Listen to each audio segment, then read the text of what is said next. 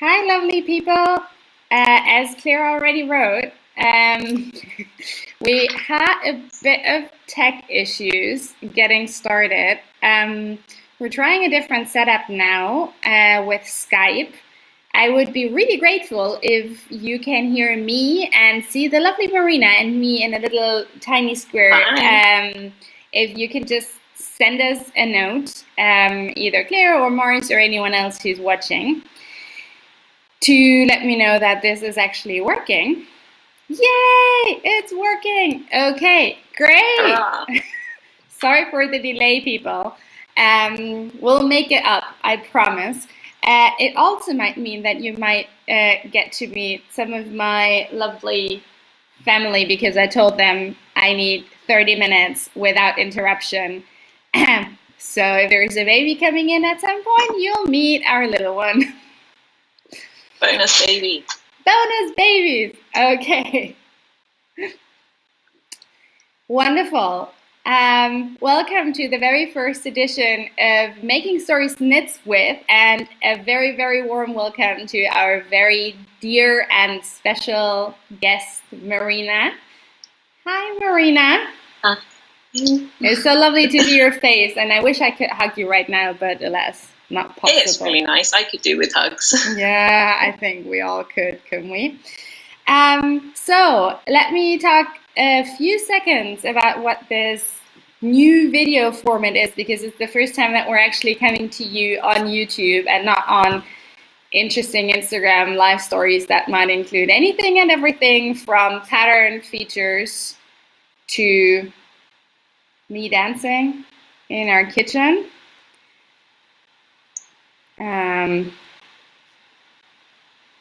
Okay, so apparently there are no moving pictures. Oh, Yeah, I think our frame rate is too low. Yeah. So guys, as long as you can hear us, I think we'll keep going. If you can't hear us anymore, let us know. I think it's just that my laptop isn't strong enough to transfer the Skype image. So yeah, it's the first time that we're doing this. I was expecting tech not to work properly. Marina, I'm really sorry about that, but you've been working with me for a while. You know how it is. that's okay. I was expecting my tech to be the letdown, so Surprises. Okay, so Making Stories Knits With is our new YouTube live interview format, where we actually wanted to be knitting with you, so you could see Marina knitting and me knitting, and we would be chatting. Marina is knitting a very beautiful, I think it's a cardigan. We'll get into that later. And I have my project here as well, but well, you'll just have to imagine us knitting. I hope you're settled in somewhere cozy with a cup of tea or coffee, your current work in progress, and are ready to spend the next 25-30 minutes with us. With this new video format, what we aim to do is show you a little bit more of who we actually are at Making Stories, who we work with, and we're inviting people like Marina, who's our tech editor, designer, yarn dyer. We'll also get into that in a little bit. But we're also going to talk to other designers, yarn companies that we work with, community members as well, and we have a few really, really wonderful guests lined up. I will be going live every other Tuesday at 4 p.m. CET. And if you want to, you can also watch this video afterwards if you really liked it and you want to share it with someone. They're not going anywhere. They will stay on this YouTube channel. And obviously you can also hit subscribe. And I think you get a little notification then when we are about to go live. So enough about me, enough about us and about this video. Let's talk about and with Marina. Marina, do you want to say a few words about who you are and what you do, and maybe how we got to know each other? yeah, sure.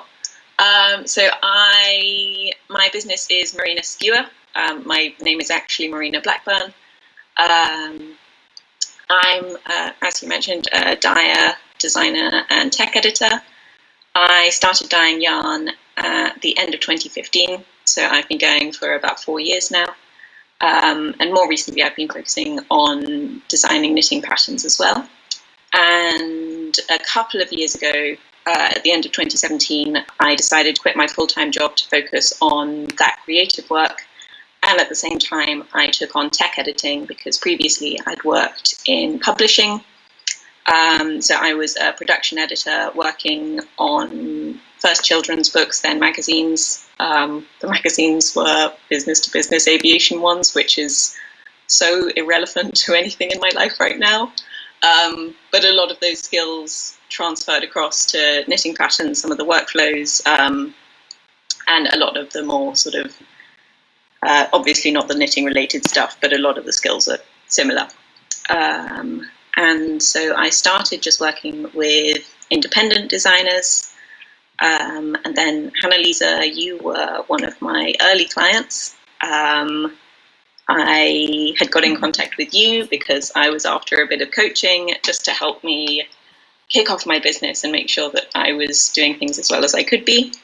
You entrusted me with a couple of your sock designs, and from there you approached me with the Making Stories and Friends collection in December 2018, was that? Yes. Yep. Yeah. And I've been tech editing for Making Stories ever since then, as well as still working with independent designers, still doing a lot of dyeing of yarn, and hopefully doing more and more designing because it's loads of fun and I really enjoy it. Yay! Yeah, and we love working with you. I mean, otherwise, I think we would not be working with you anymore. So, well, yeah. If I'd messed it up, I expect I would know by now. Yeah. And I think you would probably agree if I say that tech editing a magazine adds a whole other level of complexity compared to editing individual patterns, because what we're after is not just making the individual patterns great, which you obviously do very well, but also to ensure the consistency across patterns within one collection, and then to add another level of complexity, ensure consistency across publications.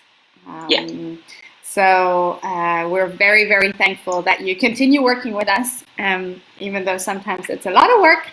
It is loads of work, but it's really good because, you know, I love being a part of the magazine. It's complete, like at the stage where I'm working on things, I don't have a great idea of what the magazine's actually going to look like. So when I actually see the photo shoot and the magazine itself, it's just like so perfect to have all of the pieces come together, to see, you know, the color schemes that have been chosen for the things that I've been working on and how everything fits as a collection. And that's so much fun. And the tech editing side of that is made so much easier by like the extensive resources that you guys have put together. So there are really detailed style guides and templates and everything, which ensure that what I get is hopefully as good as it can be before I start working on it. Yay, so glad to hear that. Do you have a favorite collection or maybe even a favorite pattern? Ooh. Wow, okay. I think collection-wise, the thing that really gets me when I see them all finished up are the color schemes that you put together. And so for those, I think the Making Stories and Friends collection, which was it all completely undyed yarns, so naturally colored yarns? I don't think so. I think it was pretty only much neutrals. all sort of neutrals, wasn't it? Yeah, exactly. I'm not entirely sure if all really of them were enjoyed that. Yeah. So that was lovely, and I also enjoyed issue 1, which was again lots of neutrals, then with lots of pops of varying shades of green, and that was just so satisfying to me. You can see I'm drawn to color because, yeah, I love color. And then pattern-wise, I just really love complicated jumpers, even if I never make them. Working on them, for tech editing them, I get to go through the whole process anyway, so I can appreciate and say, this is incredible. There are some really good things going on here. And so, yeah, I have a couple in my queue that might happen someday, but we'll see. There's just not enough time. I know. There is not enough knitting time, even though like I'm knitting pretty much all the time at the moment. There isn't. I can't put my hands through trying to knit all of the things I have ideas for, as well as knitting other people's patterns. Yeah. Sorry, I was just looking at Claire's comment. Yeah, I think the video, I'm not trying to get the video to work anymore right now because I think it has something to do with the upload rate and I can't fix this without restarting the stream, which I don't want to do. So I think we'll work with audio for now, and then we'll have you back, Marina, as a guest where we can actually do a proper video thing at some point. Which I'm very sad because, I mean, honestly, like, I don't really know if you can actually see anything, like maybe a still or something. Marina and me, we basically wear the same shade of teal thing without having talked about it before, and I'm always up for things like that. Sorry, that got me a little bit derailed.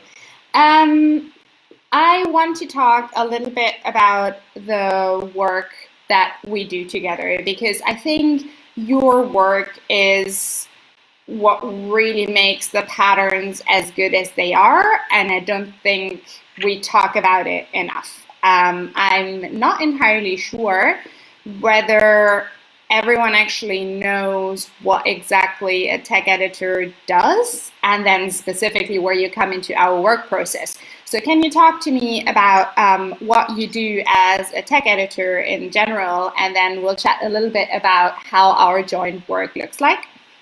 Yeah, sure. So a tech editor takes a hopefully finished written knitting pattern and goes through and doesn't knit the garment or accessory or whatever the pattern is for.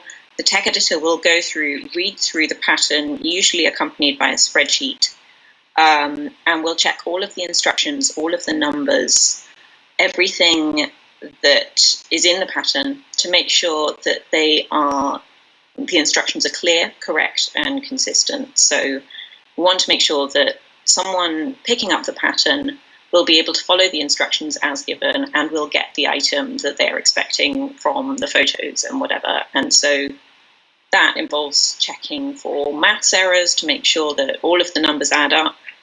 So that can be quite complex with garments in multiple sizes. You end up with very big spreadsheets.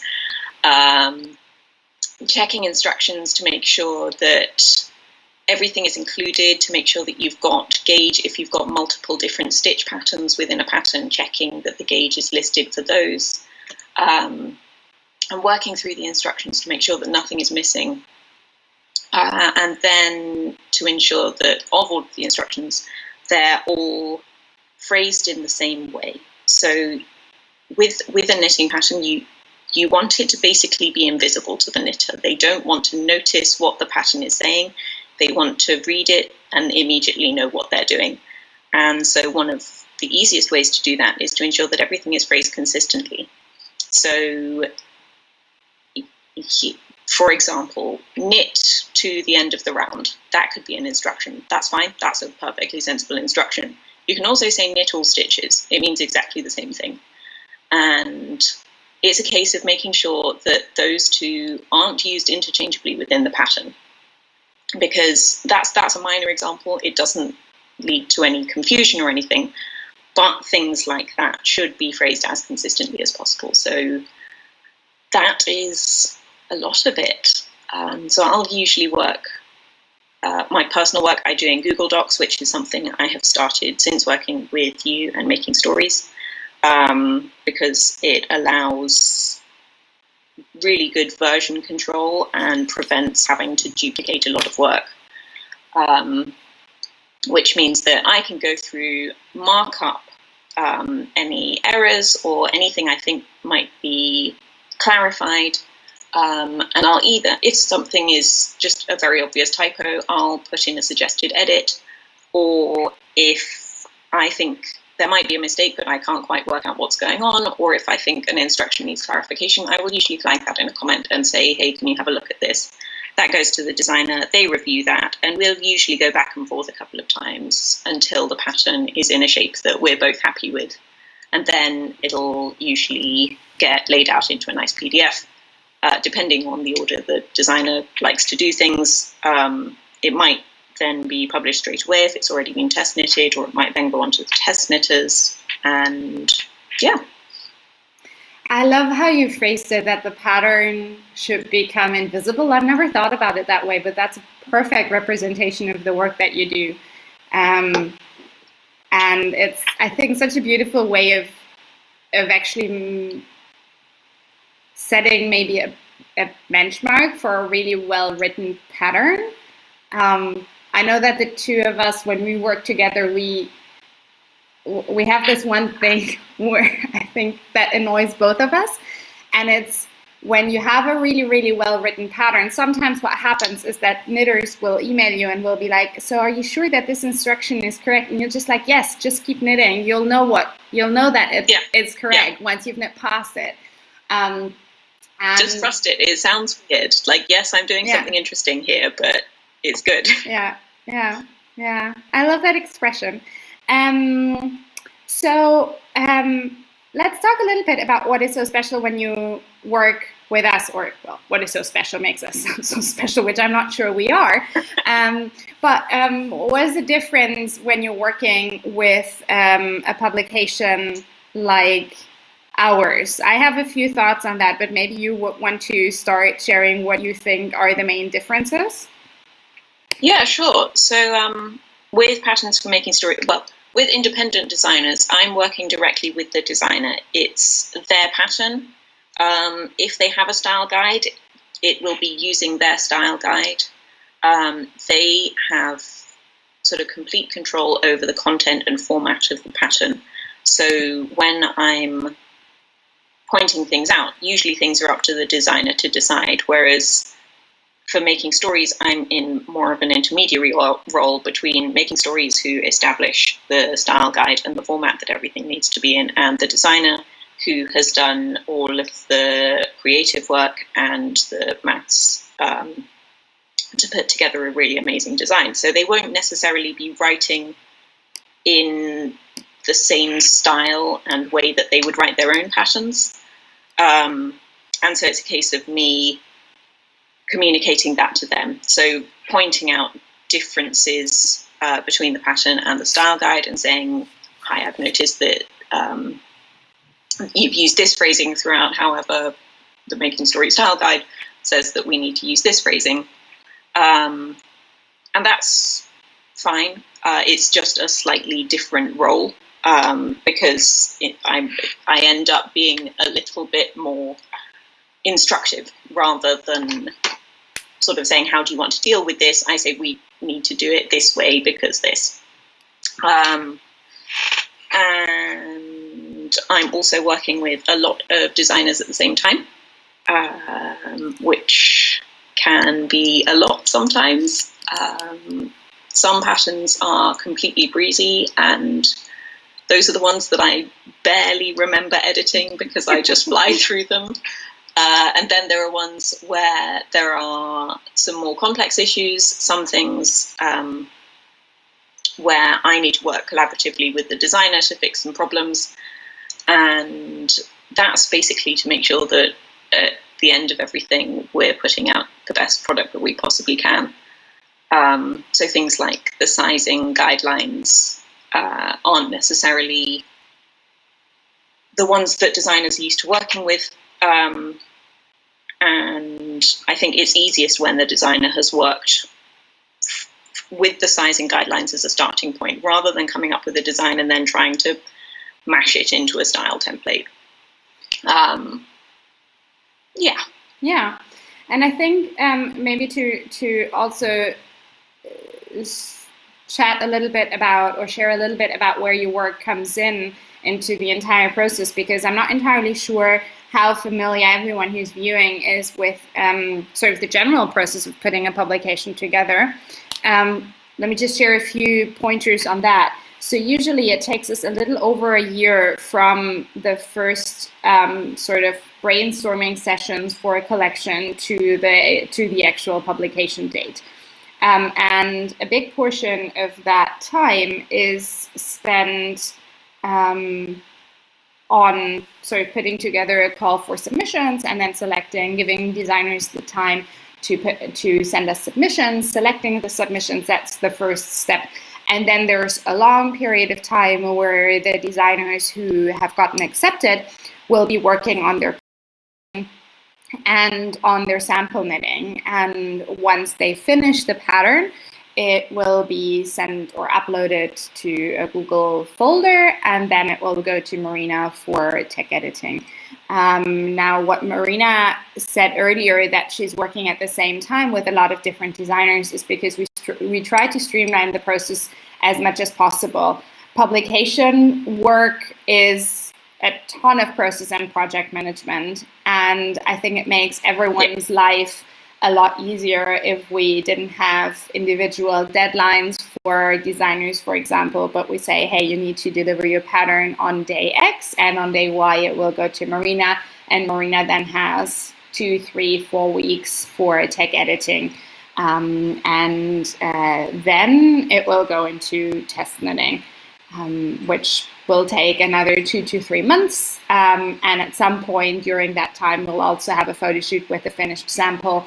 And then after all of this is done, we'll go into layout and then printing, and then the magazine is published. All of this takes over a year, and it's a little bit like, these tiny little wheels that have to, oh God, I don't really know the English expression for that, but it's basically all of these little puzzle pieces that have to fit together well for it to work properly and in the right sequence. And I think what I really enjoy about the work, not only with any tech editor, but especially with you, Marina, is that you also make us better. Like, we've changed core processes of how we do things based on feedback and reviews that we've done together. And I think I really just appreciate that I have someone who's not just like, yep, this is my job, I'm going through all the patterns, I'm checking that all the stitch counts are correct. But what Marina actually does brilliantly is she's like, yep, this didn't work, so we need to change the process up to XYZ.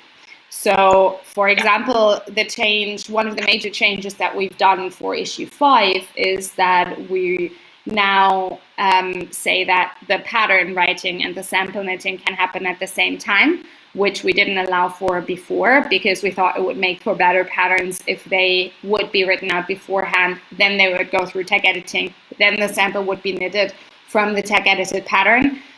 But it turns out that this is a process that doesn't work for a lot of designers.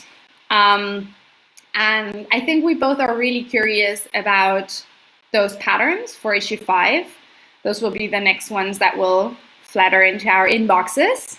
Because it will be the first time that we will have changed something so significant in our process. Yeah, it'll be interesting. Yeah, I mean, I just really, really hate inefficiency. I really do. Anything that makes things more difficult than it has any rights to be needs to be changed. Yeah. And it's partially because I'm a very, very impatient person. It's like, no, we need to work out a way to make this better.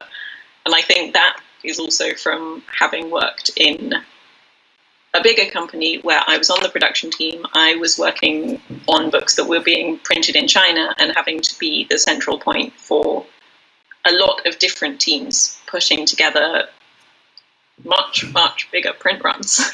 Yeah. And so any process failure was catastrophic. And so I think I've carried that mindset across, where it's like, no, we can make processes better, and yay, it'll make everything more enjoyable for everyone.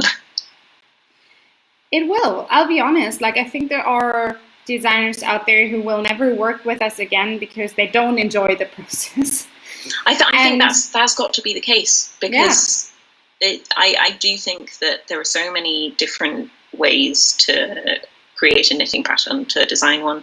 I mean, some people do a sketch, do a little bit of swatching and then send it off to a sample knitter, and then that sample knitter works with a ghostwriter. And there are so many different ways to put together a knitting pattern, and not every way of publishing one will suit every designer. Yeah, that is very true. But I highly encourage people to try, because the first time I submitted anything was terrifying, and I still haven't had a huge number of things published, but I was much more encouraged to do more designing once I had a pattern published by someone else.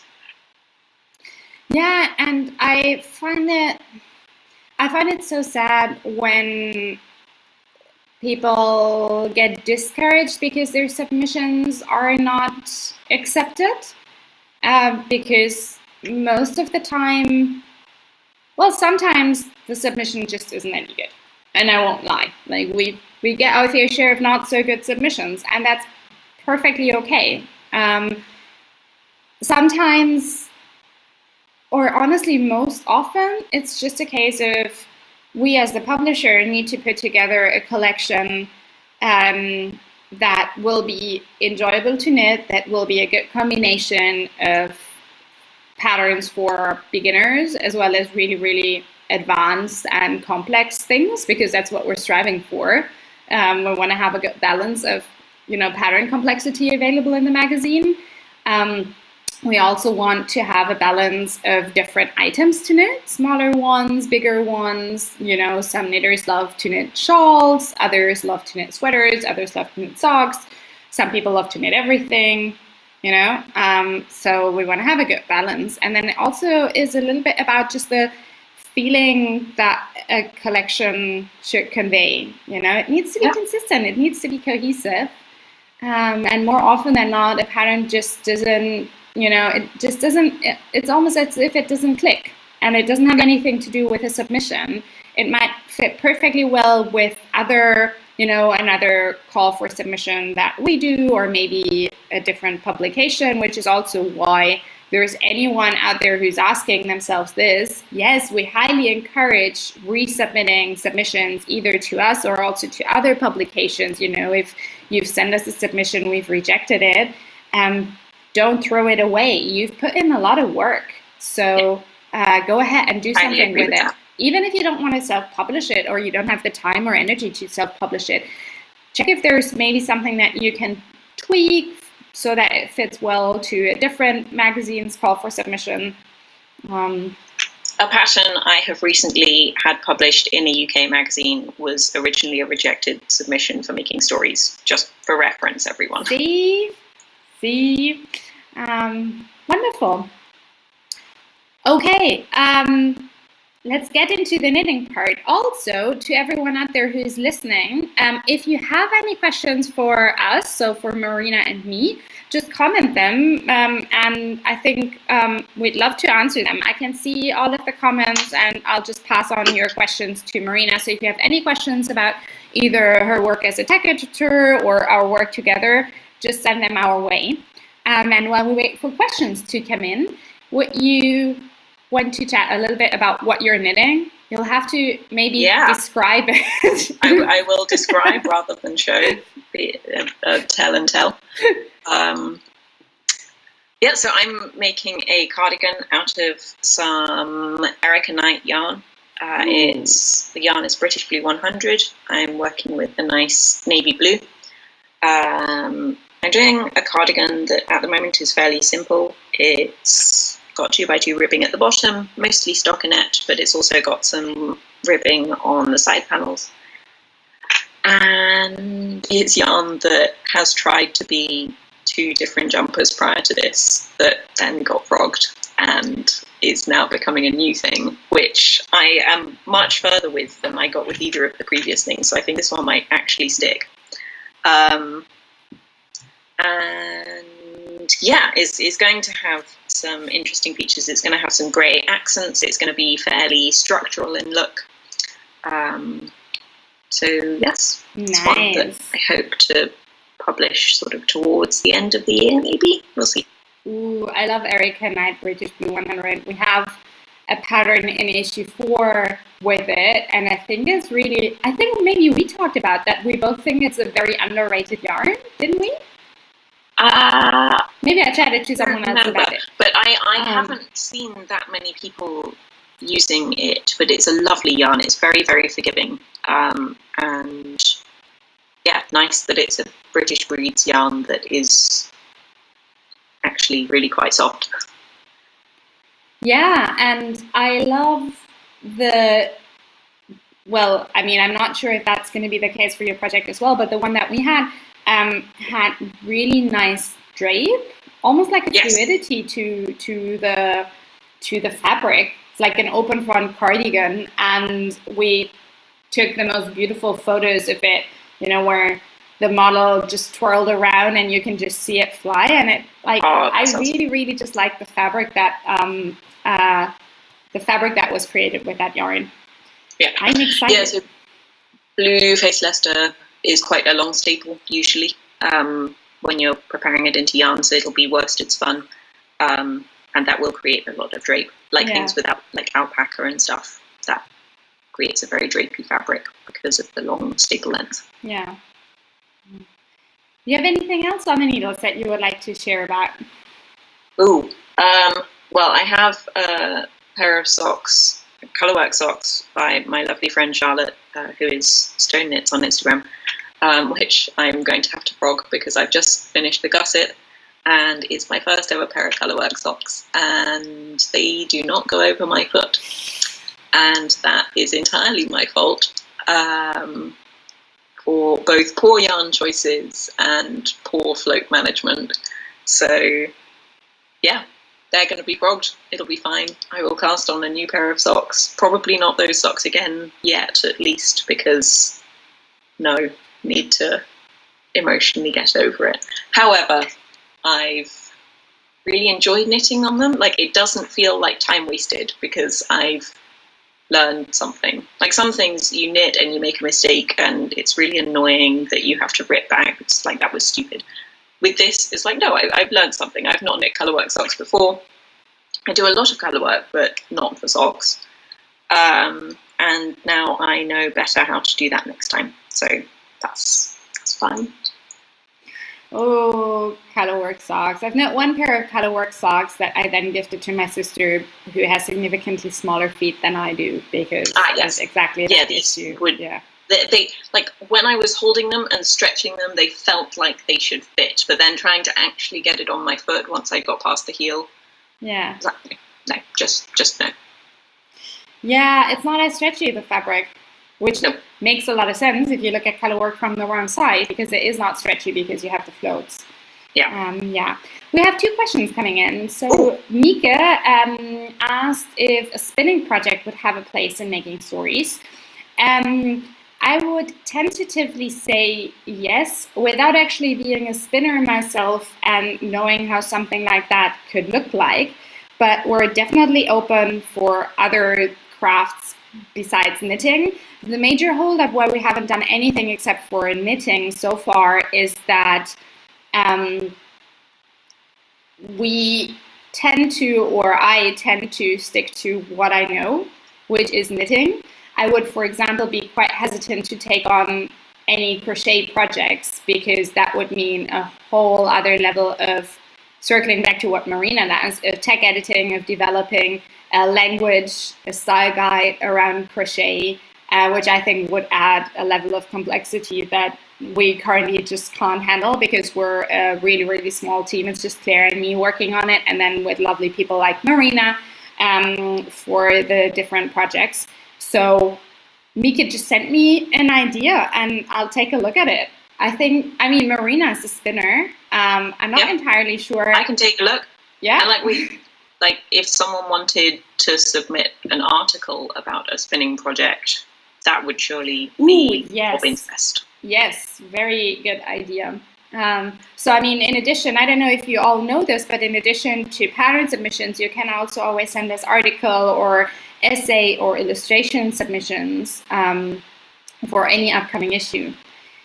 Mars also sent us a question, how much of the math is standardized for things like garment grading, and can a designer get smarter on this if they are willing to study up? Do you want me to take that one? Yes. Cool. Hi, Mars. Also, hi, Mika. Yes, okay, studying up, probably a good idea. Looking at other people's garment patterns, not with a view to copying them, but to seeing how things fit together. Sometimes if you want to do it as a really astoundingly boring exercise, but something that will be really good for you, you can go through a pattern and basically do what a tech editor does and plug numbers from an existing pattern into a spreadsheet and see how they fit together. Obviously, you're going to be missing how those are calculated, but you can see how some of the numbers relate to each other. The grading, so the sizing for making stories is standardized. So there is a sizing chart which includes standard body measurements that the garment or accessory that you're making should fit to. The amount of ease that you include is up to the designer. We do expect an ease recommendation, so that can be a range. So things like, for an oversized jumper, for example, you might say up to 20 centimeters, positive ease recommended. But the grading itself is up to the designer. We expect that to be in fairly good shape by the time it reaches me. Yeah, there are lots of resources on grading. A lot of tech editors have blog posts. I know that Claire Mountain has a series of blog posts on garment construction and grading and loads of interesting stuff there. There are other tech editors who have posted good information, and there are courses out there if you feel like you need a bit more support on that. I think I mean I've only designed a few patterns myself, and I'm by no means a very proficient designer. I have a couple of books. There's one, I think it's Elizabeth Zimmerman's. It's quite old, where she talks about different garment constructions, everything from top-down raglan to drop shoulder pullover, and it's not like a maths textbook where you get formulas. It's very much text-based, but you can definitely pull out the information on, for example, different ratios, how different, I don't know, if you're doing ribbing, how much you should decrease your stitch count before the ribbing. Alternatively, you can obviously also work with a smaller needle size, but things like that. I can look that up, and I'll add the link to the comment, description thingy down below. But I would also highly recommend everything that Claire Mountain is doing. Her website is under sistermountain.com. She has tons and tons and tons of free blog posts and resources for knitting design, and she does all of her work with a very heavy focus on grading, and she's very good at it, partly also because she studied this. And I think for grading, it's one part is the maths, which if you are working with us, you will get a complete spreadsheet with the nude body measurements that we want you to work with. So you have to make design choices, like Marina said, about ease recommendation, how long do you want the sleeves to be, how long do you want the body to be, yada, yada, yada. But we've done the work for you in terms of figuring out which body measurements to design for. Nevertheless, grading, especially for garments, is also a matter of figuring out how different shapes and proportions will sit on different body types, which is what makes it so complex, right?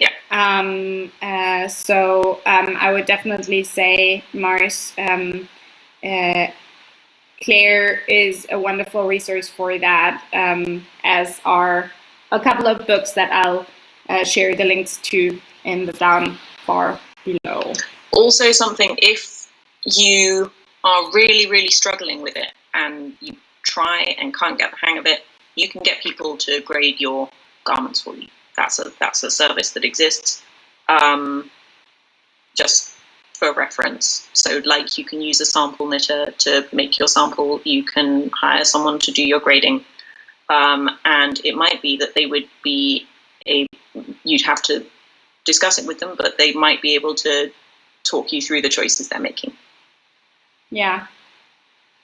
Which I think if you're looking at it from, hey, I want to do knitwear design for the next few years, a smart investment of your time if you can find someone who actually teaches you how to grade, if this is something that you're really interested in, because it will also help you make good choices for your designs. Something that I, for example, pay attention to when I see a submission is, and this is going to sound so ridiculous, but is always the stitch pattern. And I'm interested in, can I see from the submission, if it has a complicated stitch pattern, that the designer understands that this is very complex to grade. Yeah, if you have a cable over, let's say, 30 stitches, and we're asking you to write up a pattern for 8 sizes, chances are it's going to be a hell lot of a ride if you want to grade this. Yeah. Yeah. It's much, much easier if you're working with, let's say, textured center panel on a reverse stockinette body, grading it up and down. Yeah. So that's also a tip of mine. If you are dipping your toes into garment grading, do yourself a favor and start with something that is maybe not overall textured, maybe has, like stockinette, reverse stockinette as the base, and then you can play around a little bit with the numbers, you can see how it works, and add a little bit of texture here and there. Yeah. Very valid. We have another question from Elisa. Elisa asked how you apply to be a test knitter for making stories. So you can go to our website and scroll down, and there's a little link at the bottom that says test knitting, or join us as a test knitter. And just leave your email address there, you'll be automatically added to our test knitting email list, and once a new test knit opens up, we'll send you an email and you can apply. And before I ever tech edited for making stories, I test knitted for them. True, and you actually will. The video's not working, so people won't be able to see it, but when we went live, I mean, we're both in t-shirts now because it's very warm, but you actually wore your Mistral sweater that you test knit. I was wearing, yes, and then it's very warm. Yeah. So I took it off. Yeah. All right, I think we're already almost 15 minutes over my allocated 30 minutes. Let's start wrapping it up. People, if you have any more questions, send them our way. Marina, where can people find more about you? Because Marina, in addition to being an amazing tech editor, as she already sort of lightly touched on it, she has beautiful designs available on Ravelry. She has a couple of really, really gorgeous colorwork hats and also a pair of socks that I actually have lying here and that I wanted to show you, but cannot show you at the moment. But she recently published the Flea socks, which I test knit for her, and they're amazing. You can knit them when your baby is playing, like anywhere, and it will be a lot of fun still. It's a very random thing to say.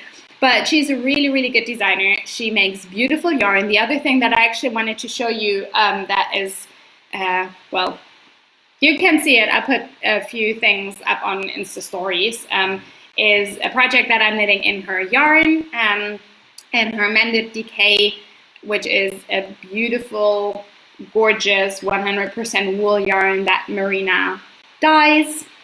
And circling back to what I actually wanted to ask you, so if people are curious about all those aspects of your work, tech editing, designing, yarn making, yarn dyeing, where can they find more about it? Yeah, well, that's all very kind of you to say. You've been really lovely. So my business name is Marina Skua, So that's MarinaSkua. And so my website is marinaskua.com, all one word. And you can find me on Ravelry and Instagram. And I also have a YouTube channel where I chat a lot about making things and what I'm knitting, and a little bit of seasonal making as well. I'm going to be recording an episode later this week. And yes. Ooh, and I highly recommend, good that you mentioned the podcast, because I love it. It's one of the very few that I'm still watching, because not a lot of time. And Marina's is a breath of fresh air, and she also will make you very hungry, because she will make pasta she makes pasta in a lot of her podcast episodes. And yeah, I have been obsessed with the pasta recently, so it's definitely not a cooking podcast, but for me, like slow cooking, like the slow process of cooking comes under the same bracket as like knitting and sewing and other crafts, so it's in there sometimes. Yeah, wonderful. Thank you so much for joining me, Marina. I'm really sorry that the video didn't work. Let's have you back here in a few weeks with an actual video setup so that we can actually show all of the things that we talked about. If that is okay with you, if you would want that would be lovely. I don't think we're going to run out of things to say. No, we definitely won't. And I'll also add links to everywhere where you can find Marina in the description box below, so that you can check out her Ravelry store, her beautiful podcast, and her yarn. Alrighty, lovelies. Thanks so much. We'll see each other again in 2 weeks, hopefully with video then. Until then, stay safe. I hope you're all healthy. I hope you enjoy beautiful weather wherever you are. And I will chat to you in 2 weeks. Bye-bye. Bye.